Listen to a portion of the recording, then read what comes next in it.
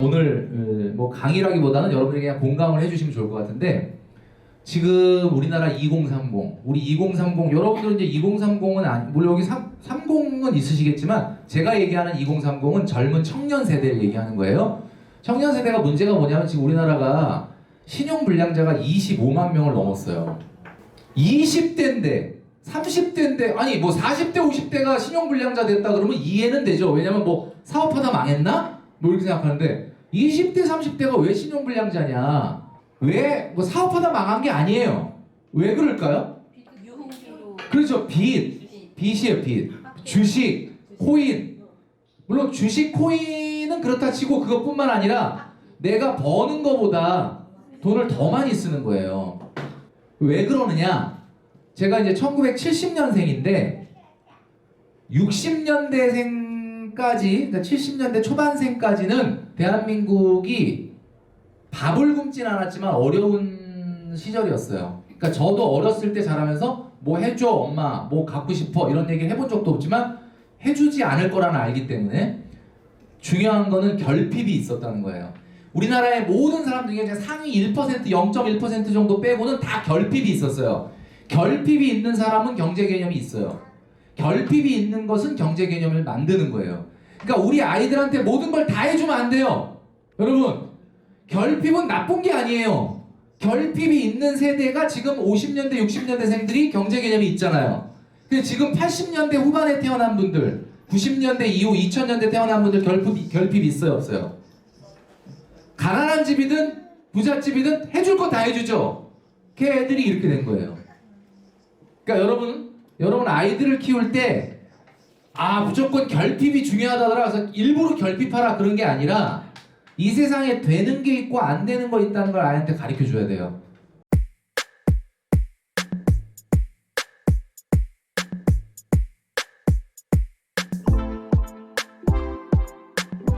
상처를 만들어주지 않으려고 결핍을 여러분들이 안 하게 되면 경제 개념이 없어지는 거예요.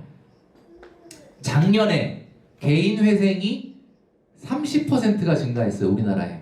긍정적이진 않지, 하여튼. 근데 이게 중요한 게 20대가 제일 많이 늘었어요. 20대가 45.3%야. 와, 왜 이런 현상이 발생하냐? 우리는 이제 생각을 해야 되는 거죠. 한 초등학교 4학년 선생님이 자기 반 아이들한테 장래 희망을 조사를 했는데 3위가 뭐였냐면 연예인 나왔대. 3위. 여러분들 혹시 어땠어요? 옛날에 장래 희망 내라 그러면 뭐라? 뭐 과학자, 뭐 군인, 뭐 이런 거 내잖아, 그죠? 2위가 뭘 것 같아? 2위. 유튜버. 그죠? 요즘 그거 많이 나온다고 하더라고. 3위가 연예인인데 2위가 건물주야. 이게 애들한테 조사한 거예요. 네, 건물주. 1위는 뭘 것 같아? 1위가 유튜버일까? 1위는 놀랍게도 건물 있는 연예인입니다. 그러니까 이 3위하고 2위를 합친 거야. 유튜버도 없어. 그죠? 네. 유튜브도 아마 여기 있었겠지, 조사에. 그러니까 여러분, 아이들이 경제 개념이 이 세태를 반영을 하고 있는 거죠. 사실은 지금 제가 아까 어떤 문제 제기를 했느냐, 제가 20대 30대 청년들이 빚을 지고 신용불량자들이 많아지고 개인회생을 하는 사람이 늘었다라는 이야기는 어떻게 저런 일이 있을까라고 생각할지 모르지만 그건 남 일이 아닐 수도 있어요. 왜냐하면 우리 인생이 엄청 길어졌기 때문에 우리가 앞으로 어떤 일을 겪을지 몰라. 내가 머릿속에 경제 개념을 똑바로 갖고 있지 않으면 여러분이나 저나 이 세상에 사는 누구나 다 저런 문제를 부딪힐 수밖에 없어요. 인생을 3권의 문제집이라고 합니다. 첫 번째 문제집이, 두 번째 문제집, 세 번째 문제집. 여러분들은 지금 이 3권의 문제집 중에 어디를 풀고 있느냐? 자, 첫 번째 문제집은 보통 청년기를 얘기하는 거고, 두 번째 문제집이 장년기를 얘기하는 거고, 세 번째가 노년기를 얘기하는 건데, 첫 번째 문제집은 여러분들은 다 풀었어요. 왜냐하면 여러분들은 일단 가족을 구성하고 아이들이 있기 때문에 일단 첫 번째 문제집은 끝났어.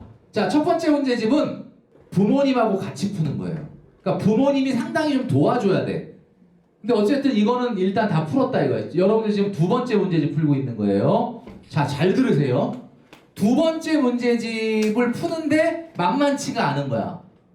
이 세상을 살아가는 어떤 사람도 이 두 번째 문제집을 푸는데 널널하다 이런 사람 없어요. 되게 힘들어요. 그런데 세 번째 문제집을 우리가 아직 아직은 안 닥쳤는데 이거 한번 보면 가끔 이런 거 생각하죠. 세 번째 문제집 언젠가 풀어야 되는데 저거 내가 세 번째 문제집을 제대로 풀 수 있을까? 예를 들면은 우리가 옛날에 과목이 뭐 국어 과목이나 영어 과목이나 뭐 수학이나 뭐 역사나 이런 거 여러분들이 좋아했던 과목이 있을 텐데 앞에 거를 안 풀어도 뒤에 걸 풀 수 있는 과목이 있죠. 꼭 굳이 중학교 때 그거를 안 배워도 내가 갑자기 관심을 가지면 잘할 수 있는 과목이 있단 말이에요. 그러니까 예를 들면 두 번째 문제집 지금 여러분들이 아마 여러분이나 저나 여기를 지금 열심히 풀고 있는데 이게 만약에 잘 안 풀리더라도 나중에 이걸 잘 풀 수 있을까? 라고 보면은 인생은 되게 중요한 게 두 번째 문제집하고 세 번째 문제집이 어떤 연결고리가 있냐면 이걸 잘 풀려면 이걸 풀어야 돼요. 이걸 못 풀었는데 이게 풀리는 사람이 아무도 없다는 거예요. 그러니까 결국 여러분들이 지금 인생에서 가장 중요한 두 번째 문제집을 풀고 있는 거죠.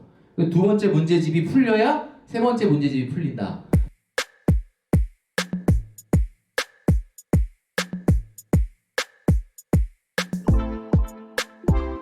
그러니까 여러분 지금 우리가 얼마나 중요한 시기를 보내고 있느냐라는 거죠. 자, 그러면 여러분들은 지금 두 번째 문제집을 풀고 있죠. 여러분들의 자녀는 몇 번째 문제집 풀고 있어요? 요거 풀고 있는 거죠. 아까 제가 얘기했잖아요. 이 문제집은 누구랑 푸는 거라고? 부모님하고. 그러니까 지금 여러분들은 두 번째 문제집 풀고 있고 우리 아이는 첫 번째 문제집 풀고 있는 거야. 자, 그러면 내가 이 두 번째 문제집을 못 풀면 우리 아이 첫 번째 문제집 풀려요? 안 풀려요? 안 풀려요. 제가 아까 얘기했죠. 과거의 결핍의 시대에는 오히려 집이 좀 가난한 아이들이 공부를 잘했어. 진짜예요, 이거. 근데 요즘은 어때요? 잘 사는 애들. 그죠. 이게 좀 많이 달라졌어요. 뭐 반드시 100%다라고 보긴 어려우나 그래요. 그러니까 여러분 지금 여러분이 두 번째 문제집을 잘 푸는 문제는 나의 세 번째 문제집을 풀어야 되는 문제와 우리 아이의 첫 번째 문제집을 푸는 문제와 연결되어 있는 거죠. 그러니까 지금 이 시기를 여러분들이 어떠한 생각을 가지고 풀어내느냐가 우리 아이의 미래와 내 노년의 미래에 걸려 있는 거예요.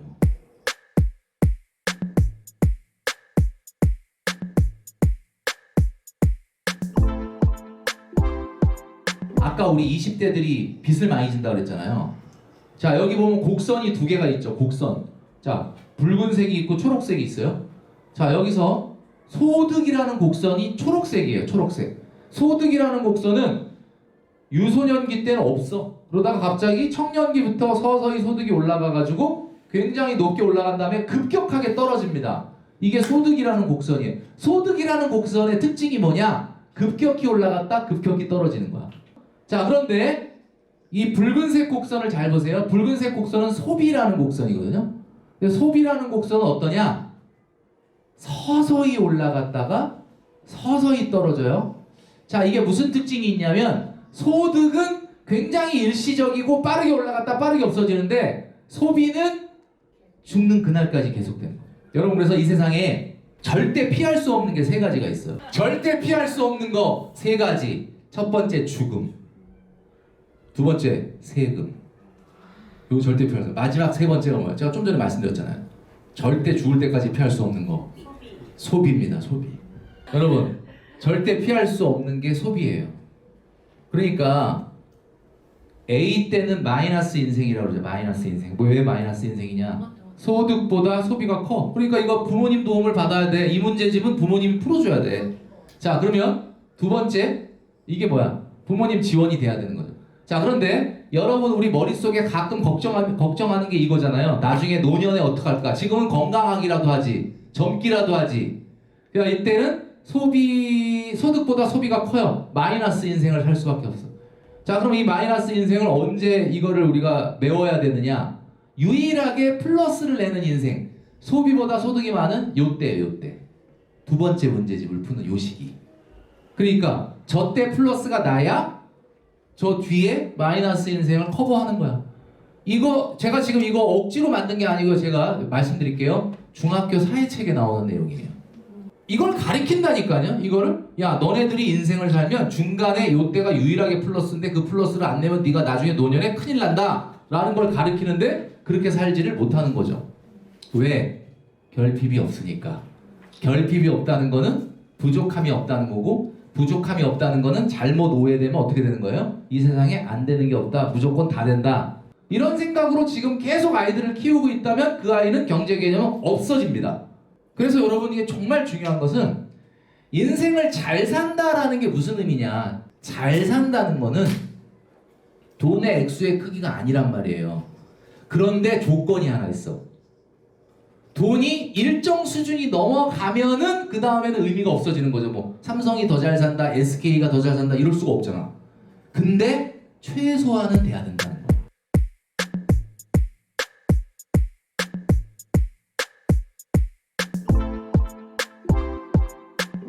그 최소한이라는 게 뭐냐? 그게 중산층이에요.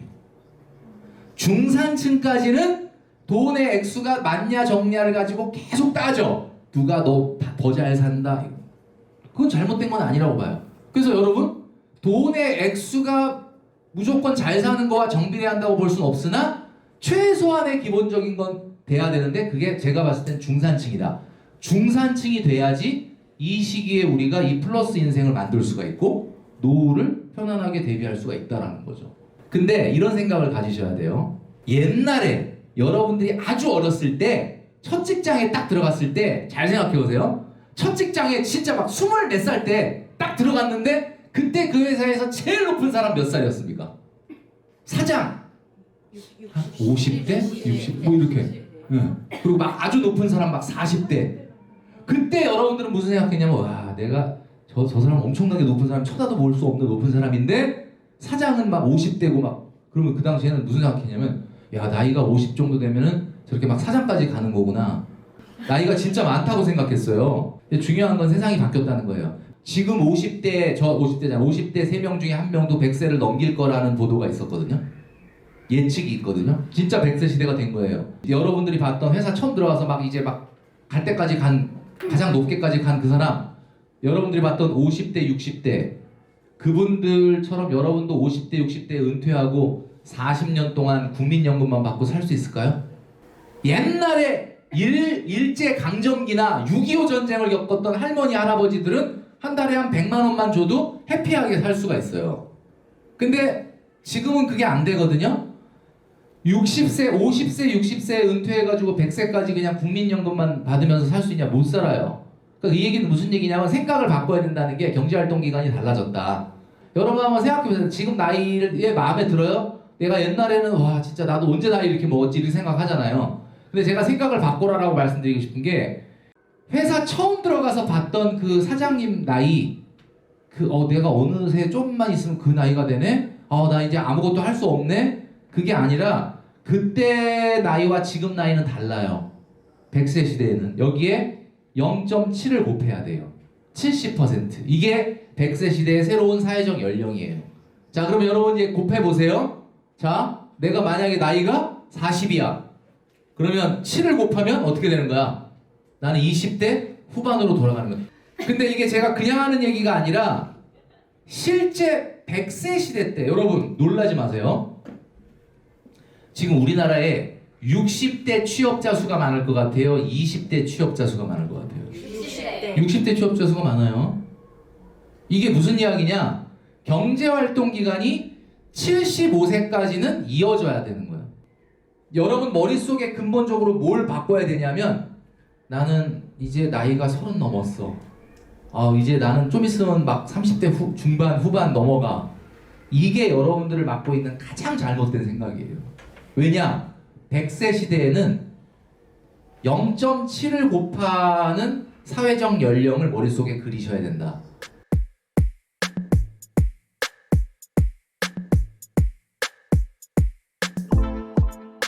그래서 저는 30대 중반으로 사는 거예요. 그래서 30대 중반이면 진짜 한창 열심히 일해야 되잖아요. 그죠?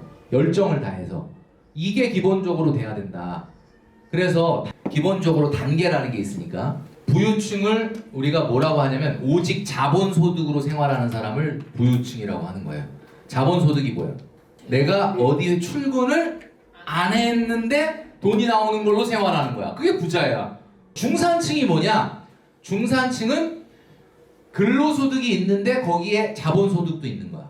자, 서민층은 뭐냐? 오로지 근로소득으로 생활하는 거야. 그러니까 내가 만약에 오로지 일을 안 하면 생활이 안 되는 거야. 요게 서민이에요. 연봉 3억이다.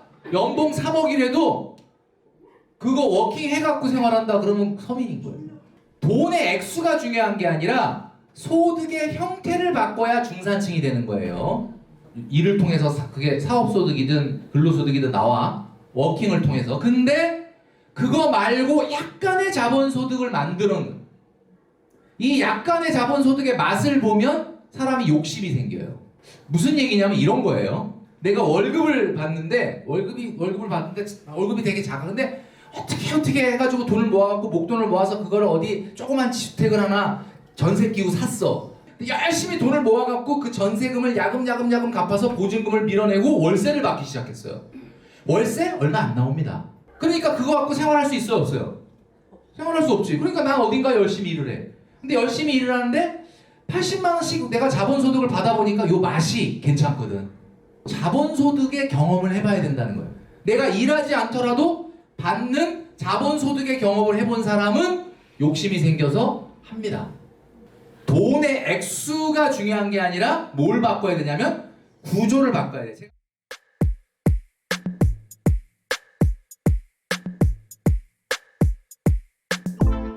제가 얘기했잖아요. 100세 시대라니까. 곱하기 7을 해보세요. 지금 만약에 30살이잖아? 수능 다시 봐도 돼. 진짜예요. 일단 그런 마인드가 있는 사람은 절대 실패 안 해. 그런 마인드가 있는 사람은 근데 여러분 이런 생각 해보신 적 있죠? 자꾸 내 앞에 어려운 일이 생긴다. 내 인생에 자꾸 누가 태클을 건다. 내 인생에 자꾸 빌런이 등장을 한다. 이런 거죠. 그러면 아, 내 인생은 진짜 이번 생은 망했나 보다. 나 자꾸 안 좋은 일이 생긴다가 아니라 성공한 사람들 다 물어보면 성공한 사람들 하나같이 다 인생에 빌런이 있었어. 그게 아까 제가 얘기한 결핍이에요. 그 빌런이 있었다. 그럼 여러분들이 인생에 빌런이 있다는 건 결국 거꾸로 얘기하면 여러분들이 주인공이란 뜻이에요. 여러분이 근데 내가 봤을 때는 내 인생에 빌런이 없다. 난 내 인생이 너무 좋아. 왜냐면 빌런이 안 나타나요. 여러분이 빌런이야. 여러분이 누군가한테 빌런의 행동을 할 수 있는 거예요. 여러분.